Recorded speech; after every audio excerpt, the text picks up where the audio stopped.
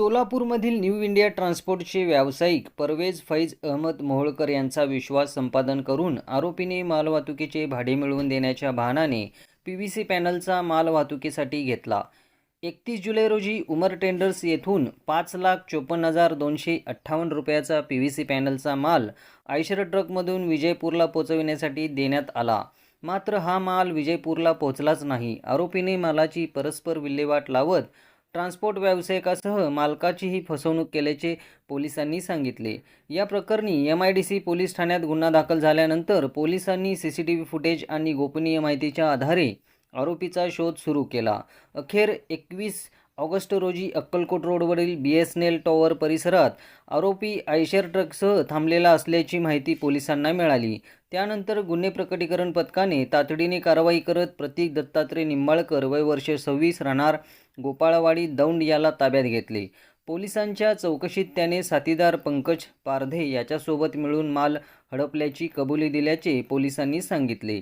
तपासादरम्यान आरोपीकडून 5,54,258 रुपयाचा PVC पॅनलचा माल, 15 लाख रुपये किमतीचे आयशर ट्रक आणि 65,000 रुपये किमतीचे 2 मोबाईल असा एकूण 21,19,258 रुपयाचा मुद्देमाल जप्त करण्यात आला.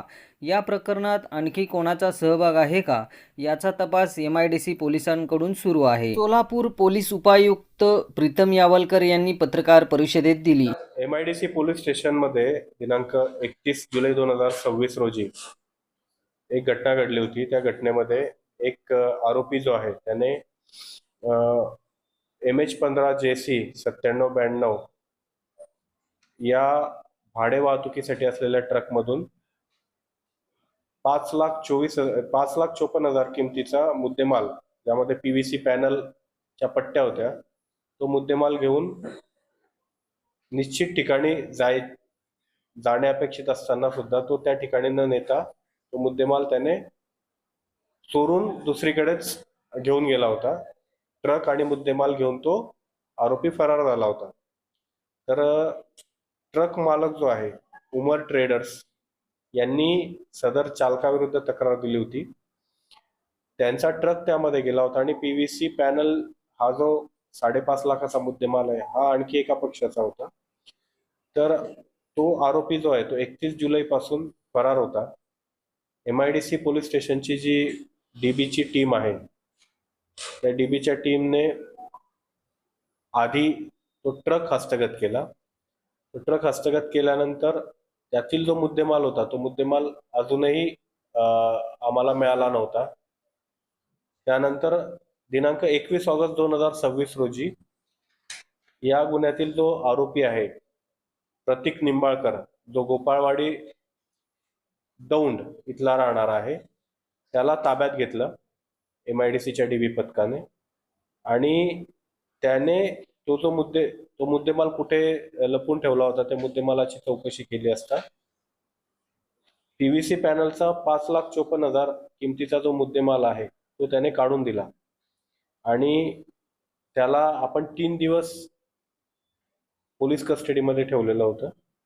पोलीस कस्टडीमध्ये असताना PVC पॅनल किंमत 5,54,000 आणि 65,000 किमतीचे 2 मोबाईल आणि ट्रक अगोदरच आपण ताब्यात घेतला होता. पण ट्रक ताब्यात घ्यायच्या वेळेला आरोपी पळून गेला होता. तर असा 21,19,258 रुपये किमतीचा मुद्देमाल जो आहे हा MIDCच्या DB पथकाने हस्तगत केलेला आहे. सदर कामगिरीसाठी सोलापूरचे आयुक्त माननीय M राजकुमार साहेब, त्यानंतर पोलीस उपायुक्त गुन्हे माननीय श्रीमती अश्विनी पाटील मॅडम, त्यानंतर ACP डिव्हिजन 1 अरुण देवकर साहेब, त्यानंतर पोलीस निरीक्षक भाऊराव बिराजदार, MIDC पोलीस स्टेशनच्या पोलीस निरीक्षक श्रीमती संगीता पाटील यांनी मार्गदर्शन केलं.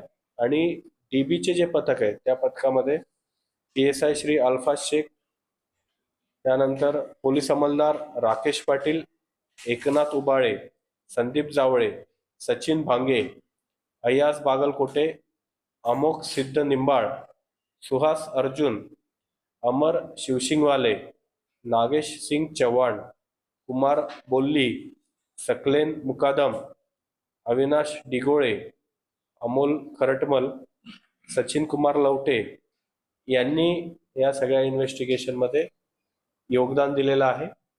आणि अशा प्रकारे खूप जास्त किमतीचा मुद्देमाल रिकव्हर करून आरोपीला ताब्यात घेतलेला आहे. यासाठी त्यांनी या अगोदर बारामती आणि वेगवेगळ्या ठिकाणी 2 वेळेला ट्रॅप लावला होता, परंतु दोघेही वेळेला सदर आरोपी फरार झाला, त्याला सुगावा लागल्यामुळे. परंतु तिसऱ्या वेळेला PSI अल्फा शेख आणि त्यांची जी टीम आहे त्यांनी त्याला यशस्वीरित्या ताब्यात घेतलं आणि त्याच्याकडून हा सगळा मुद्देमाल हस्तगत केला आहे. आरोपी जो आहे तो प्रतीक दत्तात्रय निंबाळकर, वय 26 वर्ष आहे. त्या आरोपीवरती दौंड पोलीस स्टेशन पुणे ग्रामीण आणि खोपोली पोलीस स्टेशन रायगड येथे अशाच प्रकारचे गुन्हे दाखल आहेत. आरोपी सध्या तरी एकटाच आहे. आरोपीच्या तपासामध्ये अद्यापर्यंत दुसरा कोणाचा सहभाग इथे दिसून आलेला नाहीये. अच्छा, आता तपासामध्ये निष्पन्न आता तपासामध्ये एक आरोपी निष्पन्न झालाय, त्या पाहिजे आहे तो. तो आरोपी अजून ताब्यात नाहीये, त्याला सुद्धा आपण ताब्यात घेणार आहोत. प्रतीकचं वय 26 आहे. 26 तो लहान आहे अजून. हो. एवढा वेळ कसं काय ओळख? आता याच्या अगोदरची पण त्याची हिस्ट्री आहे आणि तो चालक म्हणून काम करतो. चालक म्हणून काम करून जे काही ट्रकमध्ये मुद्देमाल असतो तो मुद्देमाल दुसरीकडेच घेऊन जाऊन परस्पर विकतो. तशी मोडच आहे त्याची. आणि हा मुद्देमाल जास्त किमतीचा असल्यामुळे त्याला ती सवय पडलेली आहे की कमी श्रमामध्ये जास्त पैसे त्याला मिळतात. त्यामुळे त्याने अशा प्रकारचा गुन्हा केला इथे. याच्या अगोदर सुद्धा त्याच्यावरती 2 गुन्हे आहेत. शिक्षण, याचं शिक्षण 12वी पर्यंतचं शिक्षण झालंय त्याचं. माल कुठे मिळाला? काय त्यांनी विक्री केली होती? बारामतीमध्ये मिळालाय सदर विक्री केली होती त्याने तिथे आणि त्यांनी मिसगाईड केलं होतं की हे माल मला कमी भावात मिळालेला आहे आणि त्याची बिल्टी, यांचीच बिल्टी त्यांना दाखवली. तो डायरेक्ट बारामतीला कसं काय? बारामतीचाच राहणारा बारामतीचा आहे तो. तो मध्ये कुठेही असं म्हणजे माल असं केलं नाही. त्याला विजापूरला जायचा होता, तो मुद्देमाल घेऊन विजापूरला जायचा होता त्याला. परंतु विजापूरला न नेता त्याने तो मुद्देमाल बारामतीला घेऊन गेला. त्याचा गुन्हा करायचं इंटेन्शनच होतं अगोदरपासून, कारण तो ट्रेडर्स आहे. त्या ट्रेडर्सने त्याला बिल दिलं होतं आणि ते बिल विजापूरला पोहोचवण्यासाठी तो मुद्देमाल दिला होता. त्या बिलामध्ये त्याचा उल्लेख होता.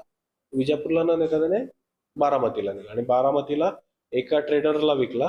त्याला सांगितलं की सदर मुद्देमाल मला कमी किमतीला मिळालेला आहे. त्या ट्रेडरने तो घेतला, त्याचा पण विश्वासघात त्याने केला. त्यानंतर त्या ट्रेडरकडनं आपण तो मुद्देमाल पूर्णपणे हस्तगत केला. बारामतीवर कुठे ठेवला होता? प्रत्येक ताब्यातच मिळाले. तिथेच बारामती. ताब्यात मिळाले. बारामती कुठं काय तर फिसकटलं असेल ना, भाव कुठं वाढेल काय असं काय, तर माल कसं काय घेतलं काय? त्याचा माल प्रत्येक वेळी त्याने वेगवेगळे माल घेतले. त्याच्यापूर्वी त्याने तेलाचे डबे आणि त्याचं स्वतःचं बारामतीमध्ये चिकनचं दुकान आहे. त्याच्यामुळे तो व्यापारी वर्गामध्ये उठणं बसणं आहे. ओळखीने त्याने ते माल दिले. त्याच्यामध्ये तर या कशाला 100% एकट्याचं काम नाही आहे. 2 लोक आहेत. त्याचा एक जो मित्र आहे, आता तपासात निष्पन्न झालाय. त्याचा आम्ही शोध घेतो, तो मिळाला नाही. 2 जण आहेत. आतापर्यंत कारवाई झालीच नाही का? 2 गुन्हे दाखल आहेत. 2 गुन्हे दाखल आहे त्याच्यावर, परंतु आपल्याकडे नाही दाखल. आपल्याकडे हा पहिला गुन्हा आहे. त्यांना मिळून नाही आला. नाही मिळाला, त्यांना मिळाला होता अटक ना, त्याच्यामध्ये तो अटक होता. परंतु तो गुन्हे करण्याच्या सवयीचा आहे आणि अशा प्रकारची जी मोडस आहे ती त्याला माहिती की यामध्ये कशा मुद्देमाल कसा कुठून पिक करायचा, कुठे त्याची विल्हेवाट लावायची. आणि त्याच्या जास्त किमतीचा मुद्देमाल त्याला स्वस्तामध्ये, म्हणजे त्याला ती सवय लागलेली आहे की एका ट्रान्सपोर्टकडनं मुद्देमाल घ्यायचा आणि जिथे सोडायचा आहे तिथे न सोडता तिसऱ्याच ठिकाणी तो घेऊन जातो आणि तिकडे विक्री करतो. त्याला जो मुद्देमाल आहे तो त्याला फ्री मध्ये मिळतो आणि तो कमी किमतीमध्ये दुसरीला विकून देतो. बिल्टी जी आहे ते कसं हो हो हो. ही जर बिल्टी तो तिकडच्या व्यापाऱ्याला, तो व्यापारी ती बिल्टी बघून विजापूर सामान असं एक वर्षात होत नाही. तो व्यापारी जो आहे UPचा आहे, तो सुशिक्षित नाही. त्याने त्याला सांगितलं की माझ्याकडे टॅक्स इनवॉइस आहे, फक्त एवढंच invoice. इनवॉइस ते बिल म्हणजे त्याने बिल नाही दाखवलं त्याने की हा. कोणाला कुठे द्यायचंय वगैरे असं काही व्यवस्थित त्याने क्लिअर सांगितलं नाही. म्हणजे सांगितलं. त्याला पण फसवलं त्याने, घेणाऱ्याला पण फसवलं आणि इकडे ट्रेडरला पण फसवलं. घटनेनंतर ट्रक किती दिवसांनी आणि माल किती दिवसांनी? जवळपास 3 तारखेला गुन्हा दाखल आहे आपल्याकडे. घटना 31/7ची आणि आपल्याला मुद्देमाल 21 तारखेला मिळाला. 3 ऑगस्टला गुन्हा दाखल झाला आणि 21 ऑगस्टला आपला जो आरोपी आहे तो आपल्या ताब्यात मिळाला आणि 21 ऑगस्ट पासून 3-4 दिवसाची पीसी होती, त्यामध्ये हा सगळा मुद्देमाल मिळाला. तो नंबर प्लेट बनावट लावत होता. आयशर टेम्पो कोण दिला? बरोबर. आयशर टेम्पो कोणाचा आहे? त्याने एकाकडून विकत घेतली होती आयशर टेम्पो आणि त्याने त्याच्यावर बोनट नंबर प्लेट लावून सोलापुरात गुन्हा करण्याच्या उद्देशानेच आला होता. ते आरोपी टेम्पो विकत घेतला होता. आरोपीने ती एक 10,000 रुपये इशारा पावती दिली होती समोरच्याला आणि ते इशारा पावतीने विकत घेतली आणि त्यालाही सांगितलं नाही, मग पुढच्या महिन्यात तुझे पैसे देतो म्हणून सांगितलं आणि ते ट्रक इकडं घेऊन आला. वापरला. हा, डुप्लिकेट नंबर प्लेट असं. इथले व्यापारी त्याची कसं ओळख? त्याने ब्लॅक बक म्हणून एक ॲप आहे, ऑनलाईन ॲप, हा, हा. त्याच्यातून सोलापूरचे ट्रान्सपोर्टचे नंबर काढले आणि ट्रान्सपोर्टवाल्याला फोन केला की मी असं इकडे माल घेऊन आलो ह्या भागात कर्नाटकला आणि मला परत जाताना मला माल नाहीये, तर माझी गाडी एमटी जाईल आणि माझं नुकसान होईल, तुमच्याकडे एखादं भाडं असेल तर मला द्या. तर ट्रान्सपोर्टवाल्याने सांगितले की बाबा कर्नाटकचं भाडं आहे दुसरंच विजापूर, चालेल का? हो म्हणला. आणि त्यांनी जे डॉक्युमेंट जे पाठवले होते झेरॉक्स ते पण दुसऱ्याचेच होते, ह्याचे स्वतःचे पाठवले नाही ते. आणि नंतर समोर आला आणि त्याने ते माल घेतलं ट्रान्सपोर्टवाल्याकडनं, मूळ मालकाकडे गेला कंपनीच्या आणि तिथून माल घेतला आणि नंतर फोन स्विच ऑफ केला आणि तो निघून दुसरीकडेच गेला. असं.